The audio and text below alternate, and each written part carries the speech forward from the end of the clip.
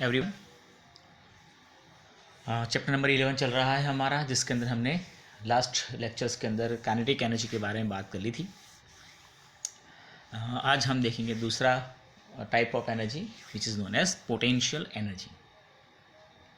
तो potential energy को समझने से पहले we have given certain activities, और ये एक्टिविटी जो है वो उसी को रिप्रेजेंट करती है। तो आपको देखो यहाँ पर एक दिया गया है कि रबर बैंड है आपके पास, और रबर बैंड को आप स्ट्रेच करके देखें, स्ट्रेच करें और फिर उसको आप छोड़ दें, वो अपनी ओरिजिनल लेंथ में वापस आ जाएगा, ओरिजिनल शेप में वापस आ जाएगा। तो जब आप उसको खींचते हैं तो उसके अंदर एक एनर्जी जो है वो स्टोर होती है, मतलब खींचे हुए रबर बैंड के अंदर एक एनर्जी स्टोर होती है। स्ट्रेच रबर बैंड के अंदर एक एनर्जी स्टोर होती है।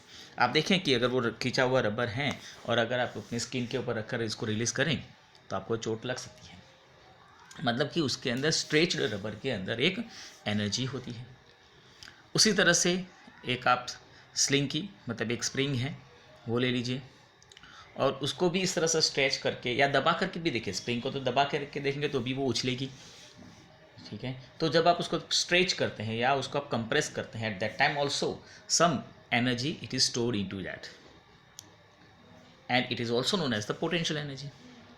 Same way we have a toy car, winding toy car. तो जब आप उसके अंदर वाइंडिंग करते हैं, उसके अंदर चाबी भरते हैं, और चाबी भरने के बाद आप उसको फ्लोर पे रखकर छोड़ देंगे तो आप देखेंगे कि वो कार मूव होगी। तो कार जो है उसके अंदर कोई बैटरी नहीं है, फिर भी वो मूव हो रही है क्योंकि उसके अंदर हमने बाइंडिंग किया हुआ है। तो हमने क्या किया, उसके अंदर जो स्प्रिंग होती है एग्जैक्टली उस स्प्रिंग को हमने बाइंडिंग किया। तो बाइंडिंग करने टाइम जब हम करते हैं तब हमारी एनर्जी उसके अंदर स्टोर होती है इन the form of potential energy. फिर आप समझो कि कोई एक ऑब्जेक्ट को आप सर्टेन हाइट पे उठा लो, उठाने के बाद उसको उस हाइट से छोड़ दो तो देखो वो मोशन में आएगा, वो धड़ाम से नीचे गिरेगा। अगर आपने हैवी ऑब्जेक्ट लिया हुआ है तो समझो कि आपको ज़्यादा वर्क करना पड़ेगा और उसके अंदर ज़्यादा एनर्जी स्टोर होगी। तो जब आप उस ऑब्जेक्ट को सर्टेन हाइट पर लेकर जाते हैं तो उसके अंदर एनर्जी स्टोर होती है। So it is also potential energy. तो आप यहाँ पर देखें कि हमने रबर बैंड देखा, हमने स्प्रिंग देखी, हमने कोई एक ऑब्जेक्ट देखा जिसको सर्टेन हाइट पे उठाया था, हमने वाइंडिंग कार देखा, टॉय कार देखा।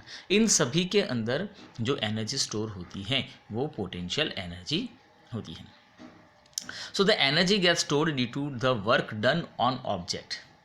आपने देखा कि उसके अंदर पहले से एनर्जी नहीं थी, आपने रबर बैंड को खींचा तब एनर्जी आई, स्लिंग को खींचा तब एनर्जी आई, टॉय कार के अंदर वाइंडिंग किया तब एनर्जी आई, ऑब्जेक्ट को उठाया सर्टेन हाइट पर लेकर गए तब एनर्जी आई। मतलब जब हम ऑब्जेक्ट के ऊपर वर्क करते हैं तो उसके अंदर एक एनर्जी स्टोर होती है, and this is known as the potential energy. So the energy transferred to an object is stored as potential energy if it is not used to cause a change in the velocity or speed of the object. So you transfer energy when you stretch a rubber band, and the energy transferred to the band is potential energy. Same way car, same way that object. तो इन सभी के अंदर energy है और वो potential energy है। So we can say that the potential energy possessed by the object is the energy present in it by virtue of its position or configuration. तो किसी भी ऑब्जेक्ट की उसकी जो कन्फिगरेशन होती है, उसकी जो अरेंजमेंट होती है, या तो उसकी पोजीशन होगी, इन सबसे जो एनर्जी होती है उसी को हम पोटेंशियल एनर्जी कहते हैं। तो जैसे आप एक बाम्बू स्टिक से आप एक एरो बना दो, एक बो ले लो, बो बना लो और एक एरो ले लो। फिर जब आप उस एरो को बो की मदद से छोड़ते हैं तो आप देखेंगे कि पहले आपको क्या करना पड़ता है, तो वो जो पीछे आपने जो स्ट्रिंग बांधी हुई है उसको खींचना पड़ता है। सो जितना ज़्यादा आप खींचेंगे उतनी ही ज़्यादा आपको उसके अंदर एनर्जी स्टोर करनी पड़ती है, मतलब आपको बहुत ज़्यादा वर्क करना पड़ेगा वाइल स्ट्रेचिंग द स्ट्रिंग। अब जितना ज़्यादा खींचेंगे देखना कि वो एरो उतना ही दूर जाएगा, मतलब आपको वर्क करना पड़ेगा ऑब्वियसली उस एरो के ऊपर। जितना आप पीछे खींचेंगे उतना ही वो आगे दूर तक जाकर गिरेगा। मतलब आपने जितनी उसके अंदर पोटेंशियल एनर्जी स्टोर की होगी उतनी ही ज़्यादा काइनेटिक एनर्जी में वो कन्वर्ट होगा और उतनी ही ज़्यादा वो एरो दूर तक जाएगा. So we have to find the potential energy of an object at height. देखो गाइस, यहाँ पर हमारे पास अलग अलग हमने एग्जांपल्स देखे हैं जिनके अंदर हमने पोटेंशियल एनर्जी की बात करी. But in this chapter we do not have to explain the all types of the potential energy. आप टॉय कार ले लो, आप स्लिंकी ले लो, आप स्प्रिंग ले लो, इन सब के बारे में बात नहीं करनी है. हमें यहाँ पर सिर्फ कोई ऑब्जेक्ट को जब हम हाइट पे उठाते हैं, मतलब ग्रेविटेशनल पोटेंशियल एनर्जी के बारे में ही बात करनी है. तो हम यहाँ पर बो एरो की बात नहीं करेंगे, हम यहाँ पर बाइंडिंग कार की भी बात नहीं करेंगे, हम यहाँ पर स्लिंकी या रबर बैंड की भी बात नहीं करेंगे. हमें यहाँ पर यह देखना है कि किसी ऑब्जेक्ट को जब आप सर्टेन हाइट पे उठाते हो तब उसके अंदर जो एनर्जी में चेंजेस होते हैं, सिर्फ और सिर्फ हम वही बात करेंगे. So this is called gravitational potential energy. So work done on against gravity while it is being raised. जब आप किसी ऑब्जेक्ट को उठाते हैं तो उठाते टाइम हमें क्या करना पड़ता है, उसको ग्रेविटेशनल फोर्स के अगेंस्ट में जाकर उठाना पड़ता है. And that's why we have to apply some force on that object. हमें उस ऑब्जेक्ट के ऊपर फोर्स क्यों अप्लाई करना है, क्योंकि वो ऑब्जेक्ट जो नीचे हैं उसे हमें ऊपर उठाना है.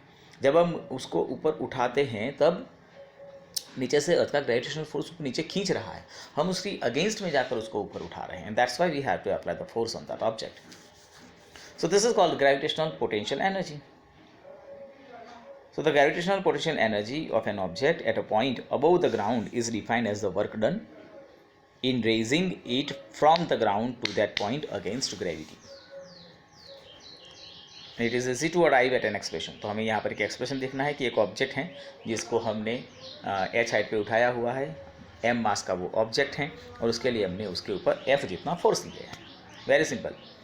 हम किसी ऑब्जेक्ट को m जितनी हाइट पे h जितनी हाइट पे उठाने के लिए जिसका मास m है उसके ऊपर हम f जितना फोर्स अप्लाई करेंगे और उसके ऊपर जो भी वर्क डन हुआ होगा उसको हम एज अ w रिप्रेजेंट करेंगे. So the w is equal to work done is equal to force into displacement. Force आपने लगाया है F, डिस्प्लेसमेंट है उसका H. अब फोर्स मतलब क्या था, तो याद करो आगे वाले चैप्टर्स में हमने देखा था force is equal to ma, लेकिन यहाँ पर a is the gravity, so we have to consider as mg. So the force is equal to mg, displacement is equal to h, the product is mgh. तो आपको किसी object को certain height पे उठाने के लिए, h जितनी height पे उठाने के लिए उसके ऊपर जो वर्क करना पड़ेगा वो वर्क होगा mgh. That is the work is mgh. Since work done on the object is equal to mgh, the energy equal to mgh unit is gained by the object in the form of potential energy. मतलब आप जितने ऊपर potential, आप जितना पर work करेंगे उतनी ही potential energy उसके अंदर स्टोर होगी. So the potential energy is equal to mgh. Potential energy is equal to mgh and this is our formula. Very simple guys. जैसे हमने आगे काइनेटिक एनर्जी का फॉर्मूला अप्लाई किया था, प्रूव किया था 1/2 mv², उसी तरह से यहाँ पर बनेगा mgh. So guys, the potential energy of an object at a height depends on the ground level और the zero level you choose. मतलब आप जहाँ पर है वहाँ से जब आप ऑब्जेक्ट को उठाते हैं तो जहाँ से उठाया है वो आपका हो जाएगा जीरो लेवल. वहाँ से आपने कितने हाइट पे लेकर गए हैं. So an object in a given position can have certain potential energy with respect to one level and a different value of potential energy with respect to another level. जैसे आप फर्स्ट फ्लोर पर खड़े हैं, first floor के अंदर आप रहते हैं, समझो फ्लैट हैं, फर्स्ट फ्लोर पे हैं, तो फर्स्ट फ्लोर में आपका जो सरफेस रहेगा ग्राउंड लेवल रहेगा, वहाँ से आप किसी ऑब्जेक्ट को उठाया है, आप वहाँ से उठा के देखें कितनी हाइट में डिफरेंस आया. फिर उसी ऑब्जेक्ट को आप ऐसे चलते चलते चलते गैलरी में चले जाएं तो गैलरी में देखेंगे तो नीचे ग्राउंड लेवल उसका अलग होगा. ठीक है, तो ग्राउंड लेवल चेंज हो जाएगा तो समझो पोटेंशियल एनर्जी भी चेंज हो जाएगी. ठीक है, तो समझो कि आपका जो ग्राउंड लेवल है वहाँ से जो पोटेंशियल एनर्जी, मतलब जो हाइट है, वो सिर्फ डिटरमाइन करेगी, नॉट द पाथ. पाथ यहाँ पर कोई इंपॉर्टेंस नहीं है. मतलब समझो कि जैसे हमारे पास दो ऑब्जेक्ट हैं, एक ऑब्जेक्ट को मैंने यहाँ से उठाकर यहाँ पर लेकर गया और इस ऑब्जेक्ट में ऐसे घूमते हुए लेकर गया, तो इन दोनों ही कंडीशन में देखा जाए तो पाथ अलग अलग हैं. हो सकता है कि इसमें ज़्यादा डिस्टेंस कवर किया हो, but when we talk about the potential energy we do not have to worry about the distance. What we have to determine is only potential displacement. तो इन दोनों ही केसेस में पोजीशन इनिशियल ए थी और final B है और वो same है। तो इन दोनों ही कंडीशन के अंदर पोटेंशियल एनर्जी जो रहेगी वो सेम ही रहेगी। There is no difference between this two different positions. It means that potential energy is depends on the displacement only, on the height only, not the path. Path यहाँ पर कोई importance, path का कोई यहाँ पर influence नहीं होता है।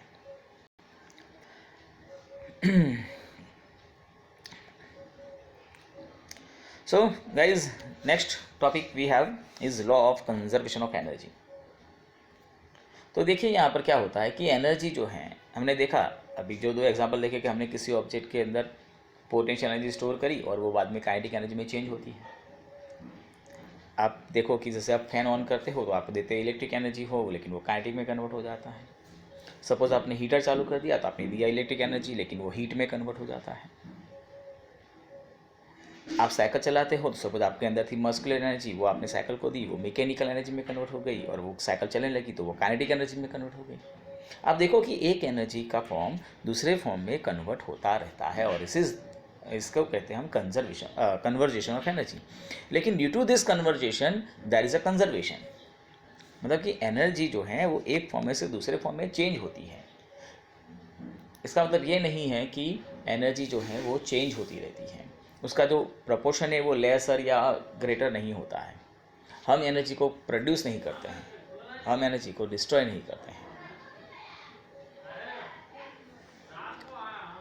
सो here the law of conservation of energy जो है वो ये कहता है कि energy can only be converted from one form to another. It can neither be created not destroy. Energy जो है वो क्रिएट नहीं कर सकते हैं, एनर्जी जो है हम उसको डिस्ट्रॉय नहीं कर सकते हैं, सिर्फ उसको एक फॉर्म में से दूसरे फॉर्म में कन्वर्ट कर सकते हैं। So the total energy before and after the transformation remains the same. And this law of conservation of energy is valid in all situations and for all kinds of transformation। मतलब कि ये law जो है वो universal है, हर एक transformation में ये अप्लाई होता है। ना तो हम एनर्जी को डिस्ट्रॉय करते हैं, ना तो हम एनर्जी को क्रिएट करते हैं, सिर्फ एनर्जी का फॉर्म जो है एक में से दूसरे में कन्वर्ट होता रहता है। So the energy of the universe remains same, सिर्फ यहाँ से वहाँ, वहाँ से यहाँ होता रहता है, डिस्ट्रॉय नहीं होती है। तो आप समझो जैसे कि आपने एक एग्जांपल लिया, एक ऑब्जेक्ट है जिसको मैंने एक हाइट पे उठा के रखा हुआ है। एक ऑब्जेक्ट जैसे मैंने यहाँ पे रखा था, यहाँ से मैंने उसको उठाया, यहाँ पर आएगा, तब इस केस में उसकी जो पोटेंशियल एनर्जी होगी, पोटेंशियल एनर्जी हम यू से रिप्रेजेंट करते हैं, तो वो मैक्सिमम होगी। और एट द सेम टाइम उसकी काइनेटिक एनर्जी जो होगी वो मिनिमम होगी, 0 सपोज। जैसे वो नीचे आता जाएगा, नीचे आता जाएगा, नीचे आता जाएगा, उसकी पोटेंशियल एनर्जी जो है वो डिक्रीज़ होती जाएगी, वेयरएज काइनेटिक एनर्जी इंक्रीज़ होती जाएगी। तो जितनी ही पोटेंशियल एनर्जी में डिक्रीजिंग होगा उतना ही काइनेटिक एनर्जी में इंक्रीजिंग होगा। मतलब कि अगर हम देखें कि जो ऑब्जेक्ट है अपना, उसको यहाँ रखा हुआ है, तो जैसे से वो नीचे आएगा, सपोज़ यहाँ पर पोटेंशियल एनर्जी 100% है, लेकिन काइनेटिक एनर्जी 0 होगी। फिर यहाँ पर आया तो सपोज़ कि ये पोटेंशियल एनर्जी 70 हो गई तो काइनेटिक 30 हो जाएगी। बीच में आया सपोज़ दोनों 50-50 हो गया। सपोज़ नीचे आया तो यहाँ पर पोटेंशियल एनर्जी डिक्रीज होकर 20 हो गई, काइनेटिक एनर्जी इंक्रीज़ हो गई। एकदम नीचे आ जाएंगे तो पोटेंशियल एनर्जी 0 हो जाएगी, काइनेटिक एनर्जी 100 हो जाएगी। तो इन केस में आप अगर देखो कहीं पर भी आप उसका सम करो तो वो 100 ही आएगा। It means potential energy and kinetic energy का सम जो होता है वो कांस्टेंट आता है। So we can derive the equation is mgh plus half mv square is equal to constant, mgh plus half mv square is equal to constant, and the sum of kinetic energy and potential energy is known as the mechanical energy। या तो sum of kinetic energy and potential energy of an object is its total mechanical energy। तो आप समझ गए होंगे कि जितना आप पोटेंशियल एनर्जी देंगे या तो आप उस ऑब्जेक्ट के अंदर पोटेंशियल एनर्जी स्टोर करेंगे, उतनी ही ज़्यादा काइनेटिक एनर्जी होगी। नेक्स्ट पॉइंट है दोस्तों रेट ऑफ डूइंग वर्क, हम उसको नेक्स्ट लेक्चर में देख लेंगे।